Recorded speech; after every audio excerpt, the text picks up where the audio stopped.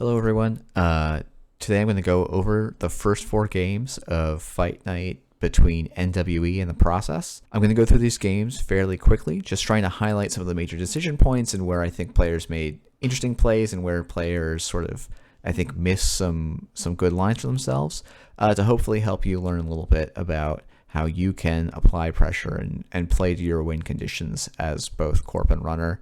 Though I'll admit to having been a little runner bias when doing all this commentary. I have a new microphone. Hopefully it sounds okay, so please let me know if it sounds decent to you. I'm going to plug this at the end of the video, but on the 23rd, I will be joining Andre, who is hosting the last Fight Night between the Process and Snare Bears. So that starts at 3 p.m. Eastern. So do join if you can. And on to the first replay. For all of these games, as I said in the intro, I'm going to be going through them pretty quickly because there's so many to cover and I don't want this video to go on for hours. So just a couple things, like on the very first turn here, Bracomus installs border control and magnet and plays a hedge fund. Normally, people think of border control as a remote ice. In this case, it's very good on the central because you know the Anarch is on an Apocalypse deck. In today's standard, you can often assume the Anarch is on an Apocalypse deck.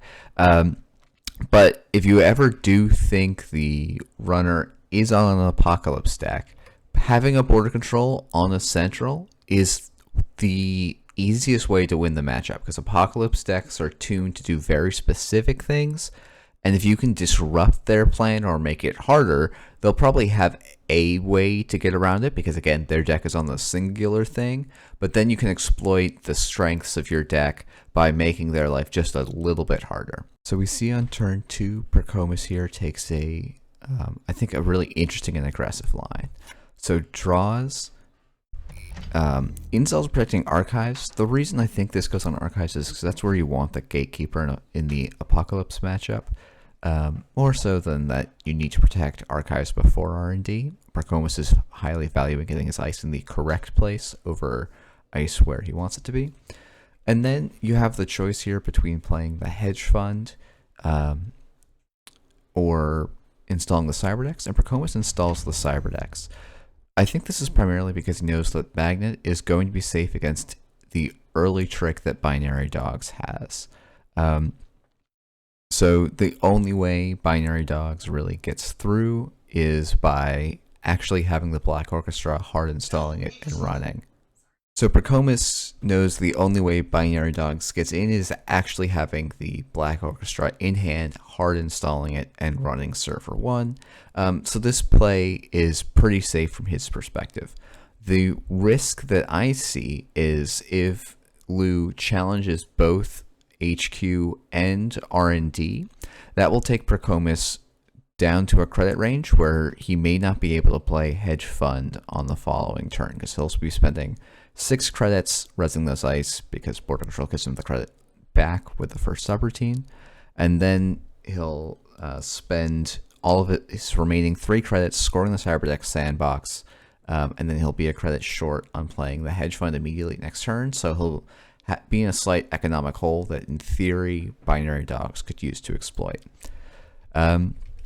But instead, Binary Dogs just draws a lot and then installs the liberated accounts, discarding 2 paper clips. I would have loved to see a tread lightly on server 1 here. I think if this is a Rashida, trading a tread lightly for a Rashida is very valuable. If it is the agenda and Bracomus spends 6 to res, that's fantastic. Paying 6 for a magnet is too much, really. And so you trade 1 card for a lot of tempo, and then you can do your turn of drawing a bunch. I think Binary Dogs kind of sits back here for a little passively. All right, and I'm really going to speed forward through all the way up to turn 8, as both players are just Bracomus is drawing for agenda, or is using the MCA. Binary Dogs is drawing to get set up. Here we see the Botulus on the Magnet play, which is why Pracomus was so solid. Magnet blanks the text of Botulus, so that one of the main tools that Anarch has to get in aggressively early is mitigated. But yeah, both players are just drawing, building up a board. So the one comment might be, in theory, Binary Dogs could install a Stargate and just start running R&D every, once a turn.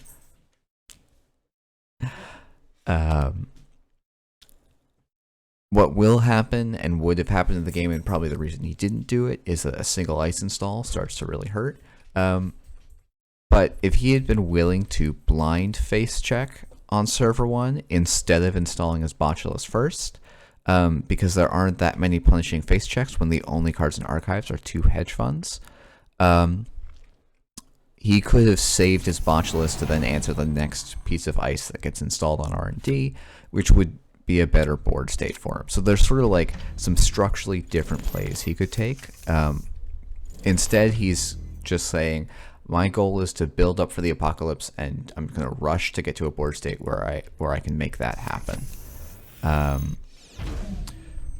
This run seems strange to me because there's 2 upgrades this could be. One is Cyberdex Fire Suite, one is Managarm Skunkworks. And you should have a plan for both if you're going to make this run. And Binary Dogs could have clicked for 4 credits off of the Liberated account and then cleared out this server. Or maybe not cleared it out. He could have at least killed the MCA, though, again, he would probably still have bounced out. And so he just spent a lot of tempo for very little reward. Let's see, my notes are turn 8.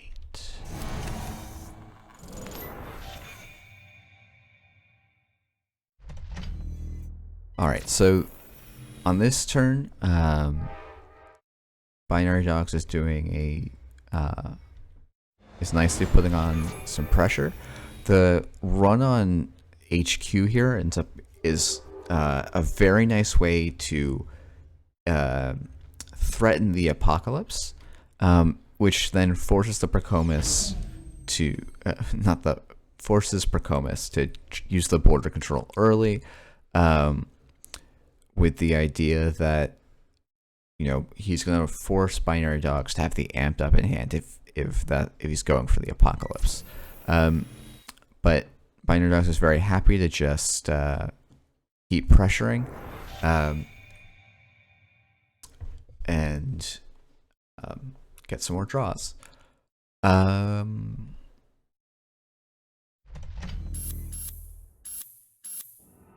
we see a score, returning the MCA to hand and then installing over HQ. I don't love Pracomus's play here of install Liberated, click Liberated, install Earthrise, because that the MCA is almost certainly going to go back into server 1, and you don't have, by installing 10 credits of if you just installed the Liberated and clicked it twice, you could at least threaten server 1, even though you'll no longer be able to threaten the apocalypse. The other option that I would think about is running HQ, forcing Pracomus to at least spend some credits, and you can try and snipe the MCA out of hand, or you could run server 1 this turn and try and handle the Managarm Skunkworks. You just run this click 1. You can't be sure that you'll get in, but most cards that stop you here are code gates and barriers, and then you can just click, get through the Managarm, and then you are able to threaten the MCA again next turn. But doing it this way hurts your ability to do that because you've cost yourself 10 credits and made back 4.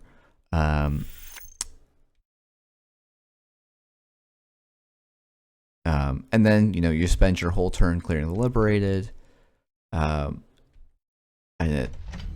it's sort of too late. And here,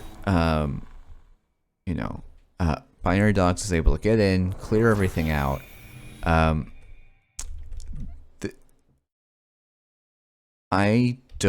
You should play Sure Gamble instead of clicking Deliberate the last time for basic,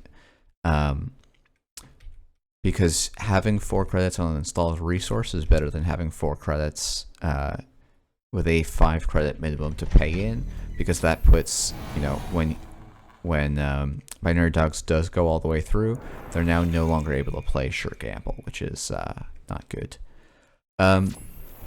And here, the runners are going to undo it quickly. Brocomus just misses a win here, where they install the GFI with the drafter. With 1 click and 3 credits, there's no way for Binary Dogs to make it into this server. Even if he has an amped up in hand, he doesn't have enough ways to make credits, and Brocomus can know that Overclock is in the deck, and Overclock isn't even enough. Like something like amped up, dirty laundry, something, Overclock is maybe technically enough credits, but isn't an actual line that is available to Binary Dogs. So this is just sort of a missed win. It ends up, at the end of the day, not mattering, but this was, things got close to an APOC. If Binary Dogs had played a little bit tighter, maybe it would have been a landed APOC, and then Brocomus would actually be in some trouble. But that's the first game. A lot of my commentary is very Max focused in this game and the next one, and that's sort of in part because I think both NBN and CTM players' decks end up playing fairly linearly and having some very solid play that just makes a lot of sense with the cards they have in hand. As Max, you're generally looking to set up for the first couple of turns against Asta Spam decks, but at some point, usually your game plan is to start contesting the board state with an Imp and a Knob Curry. Let's see.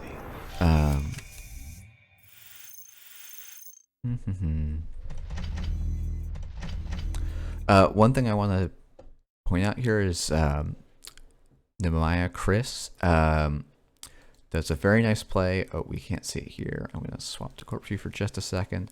And installs this Cyberdex in a newer mode.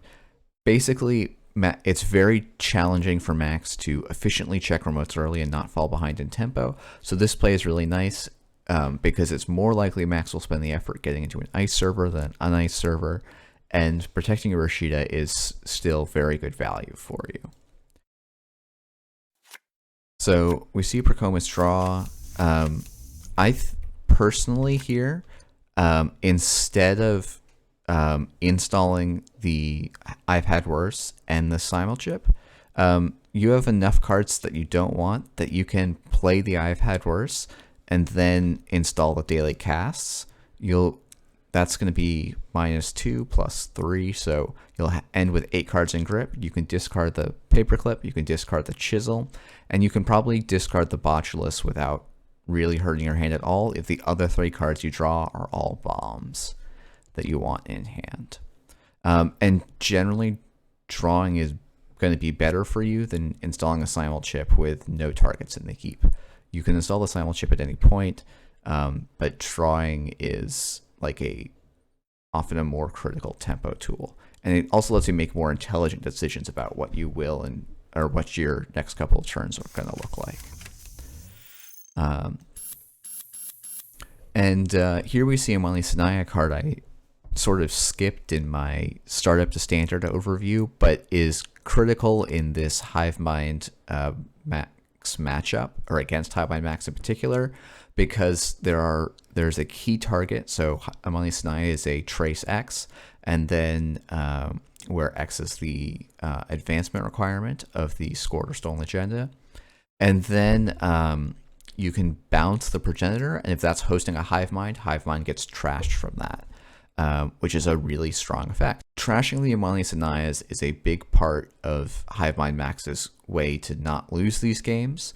And we're going to see that Nehemiah gets a pretty ridiculous number of Amani Sanais, and Brocomus doesn't handle them, I think, in the most appropriate way. Let's see. Let's see. Corp draws, corp installs, So here, Procomus installs Knobkery. To me, this seems very risky. The card in server 4 could very easily be an agenda. And with Jeeves and Amani Sinai, it's going to be scored, and we didn't put any pressure on that remote. So we would just have spent 5 to put down a console and have it bounce back into our hand.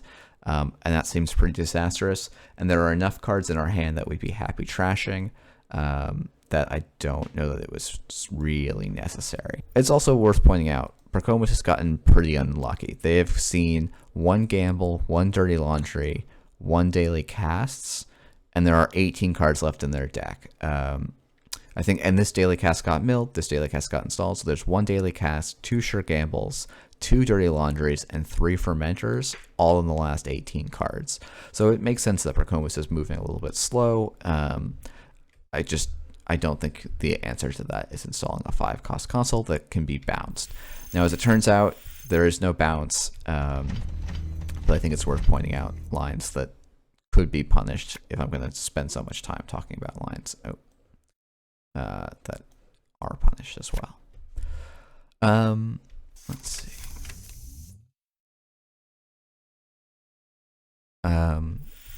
Imp is definitely a card you want down at some point. With Jeeves out on the board, it's going to get purged, but that's all right because we now have Knobkery, which puts virus counter. We can put that virus counter on Imp and then trash once per turn, which is, actually a great way for this deck to win. You can just, with the Knobkery Imp engine, you can more or less trash you can check every server and trash the ones that are threatening to you. This check to me on server 11, this is where Chris's earlier play of installing an agenda naked kind of, it paid off because he got the score, and now it's paying off again because Procomus feels like he has to check remotes when he's not ready to trash. If Procomus had trashed the Somali Sinai, which I actually think he could have done, this check is reasonably valuable for him. But because he doesn't check it, basically he spent a click to get a small, essentially insignificant amount of information, and that's not something he can afford right now when he's sort of down on the board state. Another thought is, generally as Hivemind Max, if you're clicking for a credit, you should click to draw. You don't need the conduit in your hand. It's fine to simul-chip it out at some point later in the game. You definitely don't want usually Botulus in your hand. Usually I've been simul-chipping them out and been fine with that. And just really, you can stress your simul-chips a lot and be A-okay. And you still have 3 fermenters in the list, so drawing one of them is a huge deal for you, just in terms of how you can recover.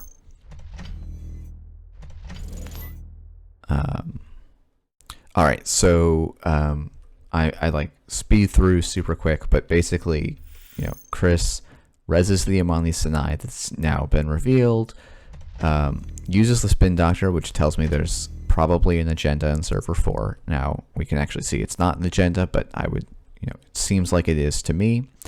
And it seems like that's what I would think if I was the runner here. And so, and then we take a bunch of tags, which is was gonna happen at some point with the way this game started. You can get in board states here as Hivemind Max where NH doesn't have such a wild draw and you get ahead, but that's obviously just wasn't in the cards for us today. And this turn makes a lot of sense. You trash the Amani Sinai so that if that is an agenda in server 4, you got it solved. Because Procomus has kept the Botulus and Conduit in hand, using this simul chip to get the Fermenter, I think is pretty reasonable. It'll basically solve your economy for the rest of the game unless the corp spends their turn purging, which is probably good for you as a whole. Unfortunately, Chris had 3 Amani Sinais in the top half of his deck, which is going to be rough for Hive Mind Max basically all the time, though Braccomus does have enough money now to at least keep this kind of close. The play that confuses me here is not trashing this Amani Sinai before making the run on R&D, because it stops Braccomus from actually being able to steal. Now, there turned out to be nothing to steal, but I just trash the Amani Sinai first, and that way you don't get your stuff bounced and you don't have to use an imp on an agenda counter. You can use it on something you would rather trash. So Braccomus is going to make a... So to me, I'm looking at the board state and saying, okay, that is probably an agenda in server 4. I probably cannot contest it because I've used my simul chips on the botulus.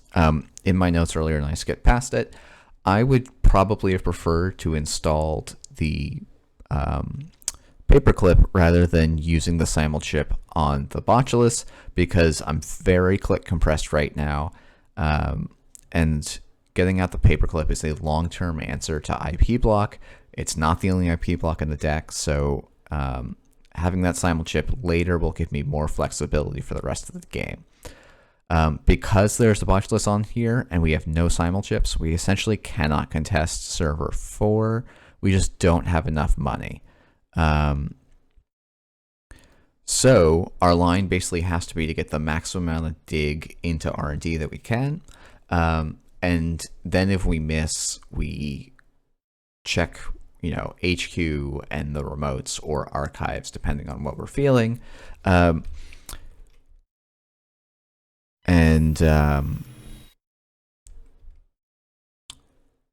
Braccomus does, I think, the first part of that, where they conduit through. They see an Amani Sinai res, which is unfortunate, but we can handle it because we still have a good amount of money. And the corp needs to stay on money here, the trash, to actually protect server 4. They can't go broke, and they might be making enough money at start of turn to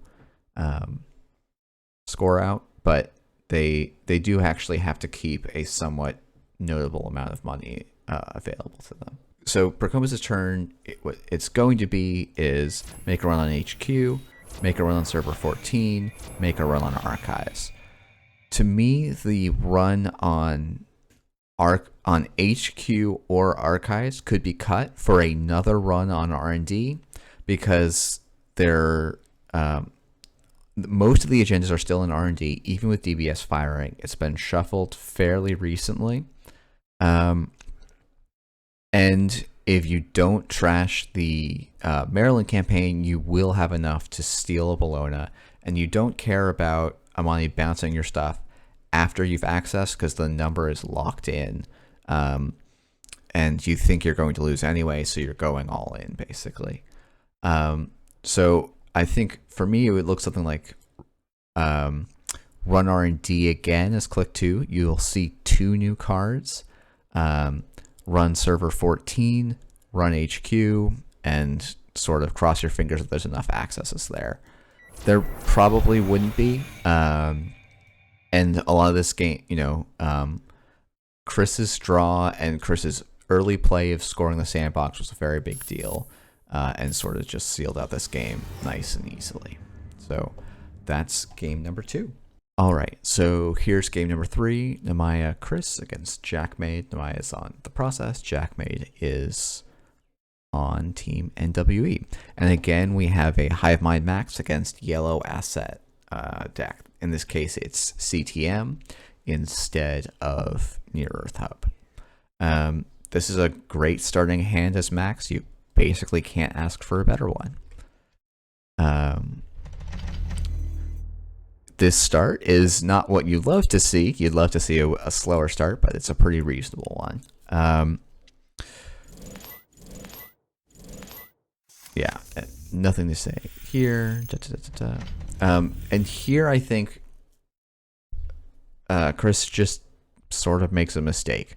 I don't think there's a good reason not to trash this MCA austerity. You can take the tag and clear it at some future point. You'll still have a huge economic advantage, and you will get back a bunch of clicks over the course of the game. The corp is banking value on losing clicks, and spending a click on MCA is probably better. It's better than clicking for a credit most of the time. And I think the reason Chris leaves it up is because he knows he can put down Clot when MCA gets to 3 counters, and then force Jackmate to spend tempo. But the issue is he's costing himself a lot of clicks of setup, and Max is a very setup hungry deck. So getting more clicks in the early game is really, really good for Max. And just not trashing this feels a little bit odd to me when it's unprotected. This says to me the corp is sort of struggling to find stuff they want. So disrupting the one thing they have going for their board state seems like a solid play to me.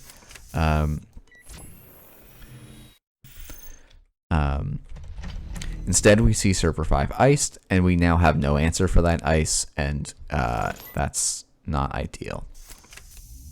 So we're going to do the next best thing, which is make a lot of money.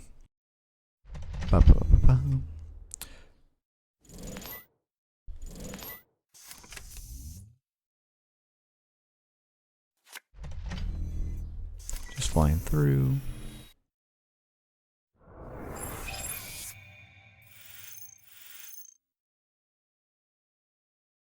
All right. I would almost just take the tags here. Because this is open decklist as Chris, you know that this list is only on psychographics and exchange of information as its tag punishment. So you're very unworried about that. You can probably find that before the corp does eventually. And it's hard for them to get enough points off of just doing that. So you're actually probably okay to go tag me even this early in the game. And going tag me this early would allow you to have 4 extra credits. You can just go and spend those 4 credits instead of avoiding tags that kind of don't matter, to instead trash the Amani Sinai. Or really the correct play would be to run the Spin Doctor, then run the Amani Sinai. But if you don't want to go tag me, I think that's okay. Pretty reasonable even. At some point, though, you need to have a agenda answer. You need to answer the Amani Sinai because it disrupts your game plan so dramatically. And I think just trying to stay ahead in money is a losing play, because every time you score, which is something you have to do, you're setting yourself back. Let's see.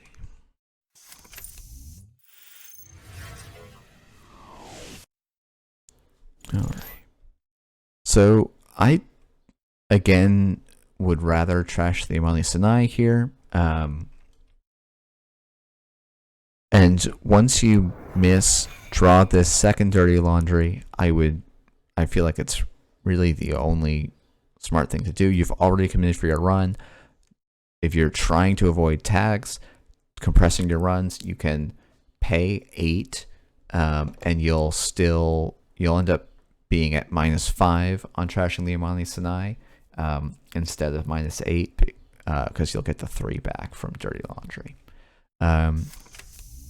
Installing a Botulus a turn early doesn't really do anything for you. None of the ice that CTM is running, you want 2 counters over 1, or even 3 counters over 2. So this click doesn't do anything for you when you could have dirty laundried and dealt with basically the only real threat on CTM's board. Right now they're threatening to score out once with the MCA, and you can just let them, because that's not a long-term plan for them. It doesn't open up more windows, especially if you can trash the Amani Sinai and then keep Amani Sinai's off the board for the rest of the game, which isn't actually that challenging. Because at some point you will get back the imp and be able to infinitely imp with Knob Curry. And that's sort of like, you can lock out the board state and then go for the conduit tick against CTM. I think Chris just sort of said, oh, I have to go for the big CTM dig. The other thing here is, right, we could have trashed the Amani Sinai, spent 8 to avoid the tag. Because we didn't, we now have to spend 5 to just keep our rig alive. And not make any actual progress on the board. So this is why I've been harping so much on the Amani Sinai.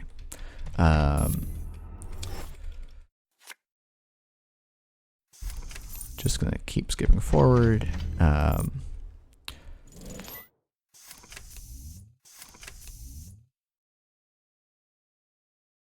So here we see Chris start to go big on R&D. Yeah, so this play is a little bit, this turn is strange to me. I'm going to hop over to spectator view for just a second. Apologies for the shift, just because I don't like that pop-up habit. So click, and then getting the conduit down this turn. There's no reason to if you're not going to make the run. So just hold the simul chip back. You can go and kill this Amani Sinai because you think this is an agenda in server 5. So I think this turn Chris sort of got one plan in mind, realized it didn't quite work, and didn't walk it back enough. And I think it's very easy, and I think it happened in the last game and it happens in this game, where you get into this intimidating board state where CTMs, you know, they're out 1, 2, 3, 4, 5, 6, 7, like they've got 8 remote servers. Everything's unresed, and it's very hard to, it feels like you're incredibly far behind. But it's important to remember, your Hivemind Max, you have a lot of tools available to you. And there's no reason to use the simul chip here on Conduit, because, or if you are, you have to run this turn. But you're not going to because there's a resed Amani Sinai.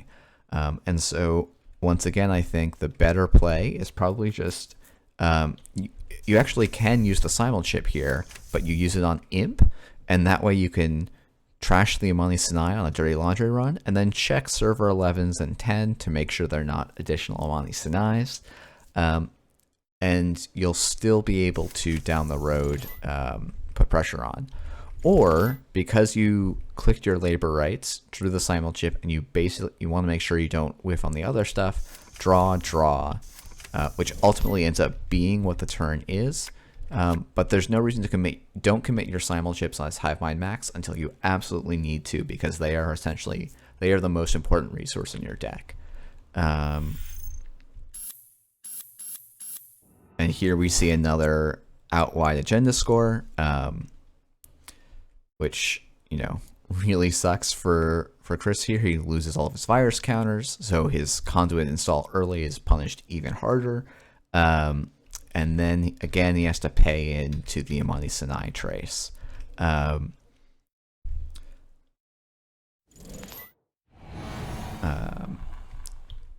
Here we see one of the part of the value of not going tag me is you get to go through IP block without accumulating more and more tags. And because Amani Sinai was up, but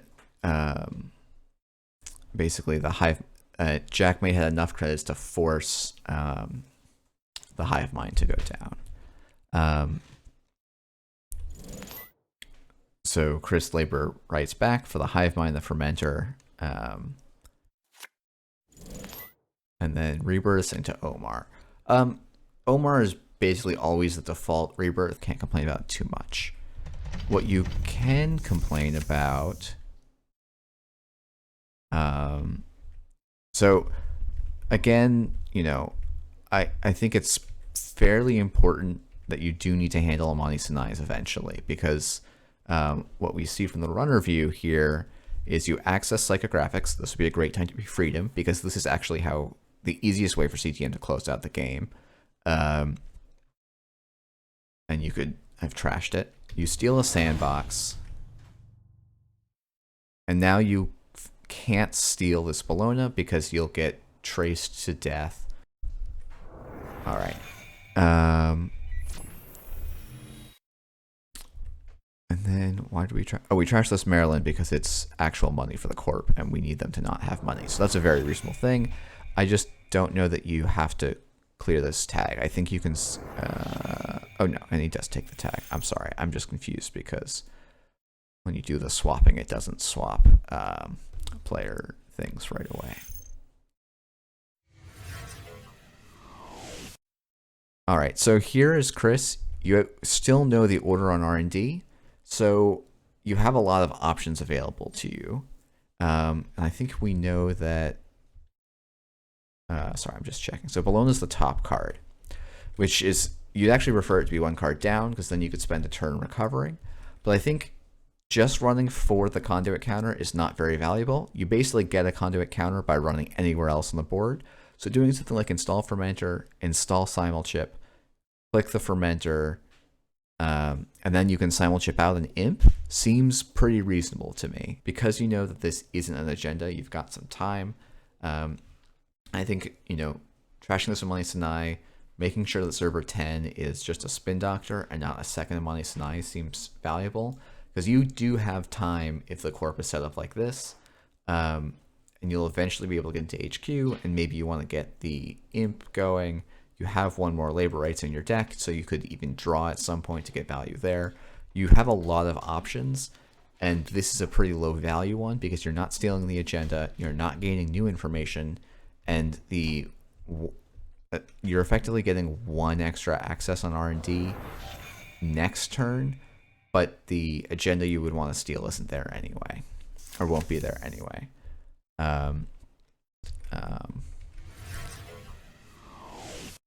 So we get purged again, and yeah, the other thing is the corp can just purge again, so we lose all of our forward progress that was made last turn, and there's no reason they shouldn't purge last turn.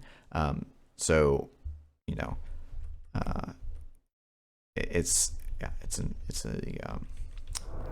I think Chris tunnels a little on R&D here. And here he sort of finds the way to lose. If he just runs R&D, should be fine. With no simulchips installed, running an unresed ice is very, very, very risky, and we're going to see it get very, very punished here. Macrophage gets res for free and just destroys the entire board state. Other options also include install the simulchip, clear out server 5, and now Jackmage has no way of winning the game. This is sort of using your simulchips, having them installed and available is one of the most important parts of Max. And at some point against CTM, you need to get the imp down, and just never getting the imp engine running means that Chris basically put himself in a no-win scenario.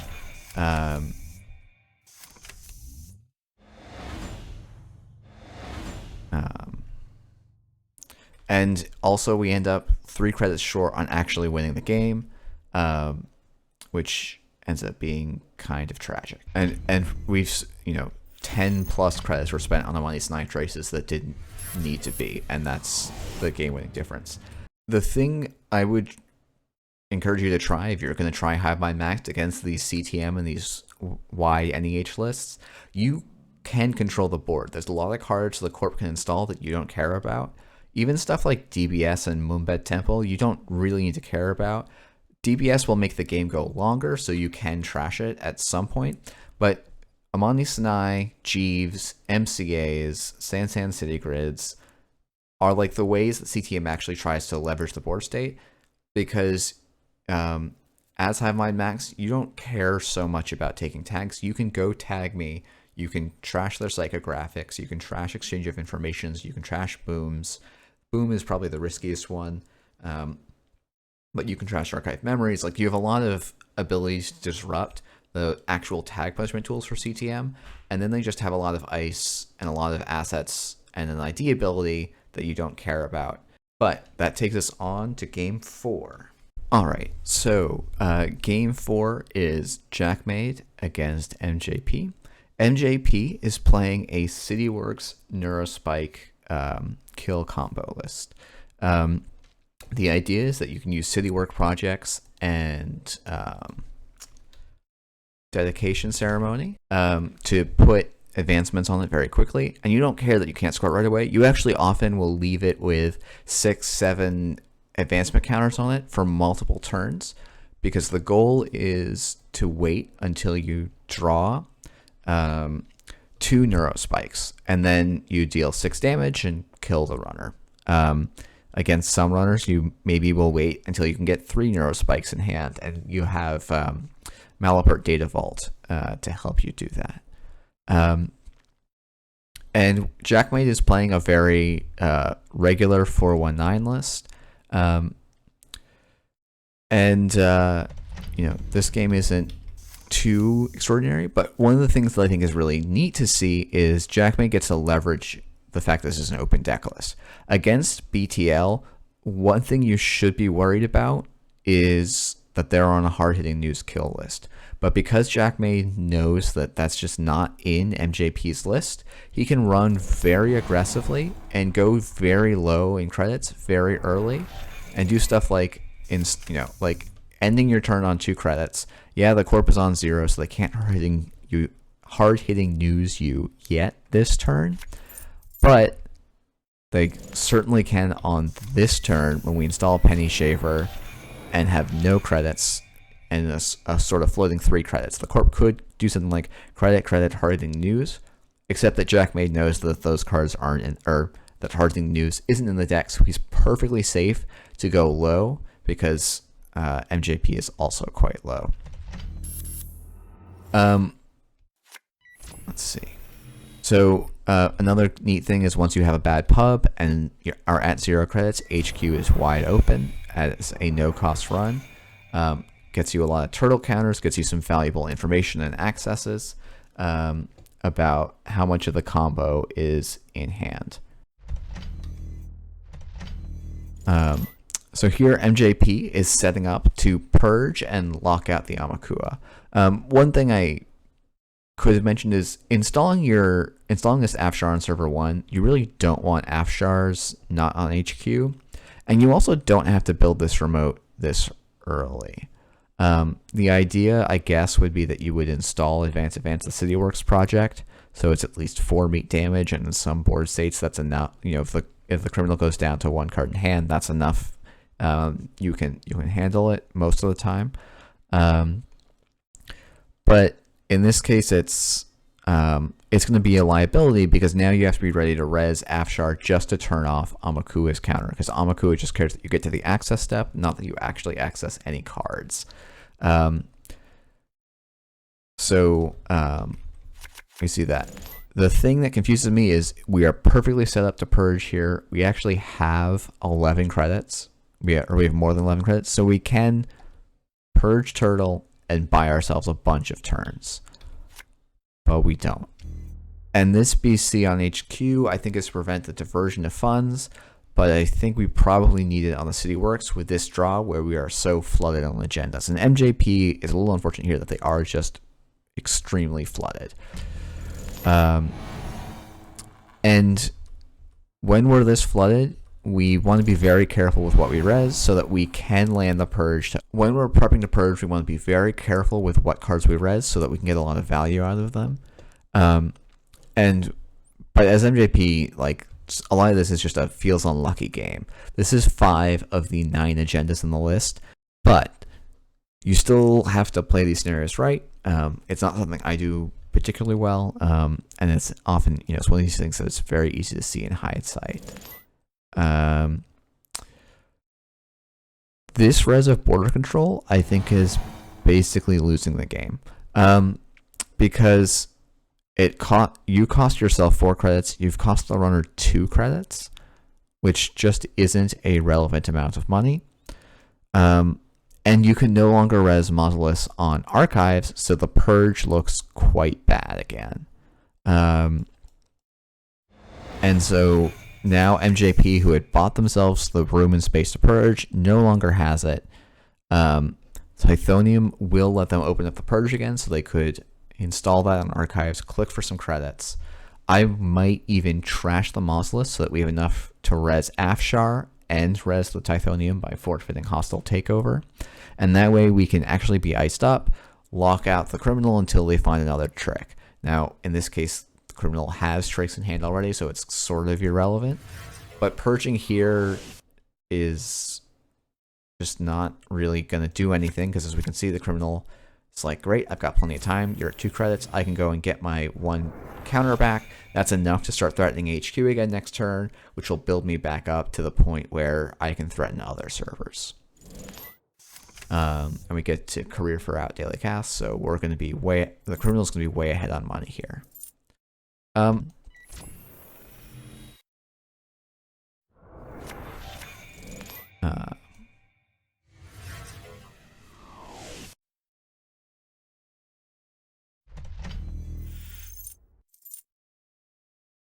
And really the last thing I want to say about this game, discarding the CityWorks project, I actually think is basically MJP giving up on winning the game. You actually have 3 of the 4 cards you need to win the game. You basically just need a dedication ceremony. So discarding the Atlas makes a ton of sense. Discarding the CityWorks project is saying, I'm going to shuffle it back and try and find the 1 in 25 that I need to actually reach my win condition. You're going to have 6 in 27 cards, which is technically better than a 1 in 5 chance on HQ. And so if you're going to have it be 1 in 5, at least have it be the 1 in 5 that helps you actually win, that allows you to win the game and not just stall out. But yeah, basically we just, the game is effectively over here. There's no way for MJP to win, and Jackmate's just going to slowly get turning wheel counters until the game is over. You know, at a certain point, MJP has the dedication ceremony that they would need. So they, you know, if they had the CityWorks projects in hand instead of in archives, which the hand has not been run since this point, you know, they could do something like install dedication advance. Now, again, because this is an Afshar, it doesn't quite work. So there's just, you know, a couple of things that you could think about if you want to try this deck, because I don't think it's a terrible deck. I just think, unfortunately, it got behind, and then it was sort of piloted away from its victory condition. So that's the first 3 games, and now we're going to go, or the first 4 games, excuse me. And next time I'm going to go into the last 3 games from this fight night, and this video will be up after the next fight night, which is Snare Bears versus NWE, I believe. And hopefully I'll be able to turn around the replays for that a little bit more quickly, but probably not before the 23rd, where I will be guesting with Metropol Grid to host the final fight night of Snare Bears versus The Process. I hope you enjoyed this video. Please like and subscribe. I should maybe start doing the YouTube thing if I want to be a YouTuber. And I really appreciate people's comments, especially about things they do and don't like. And hopefully the audio sounds a little bit better for you this time. Have a nice day.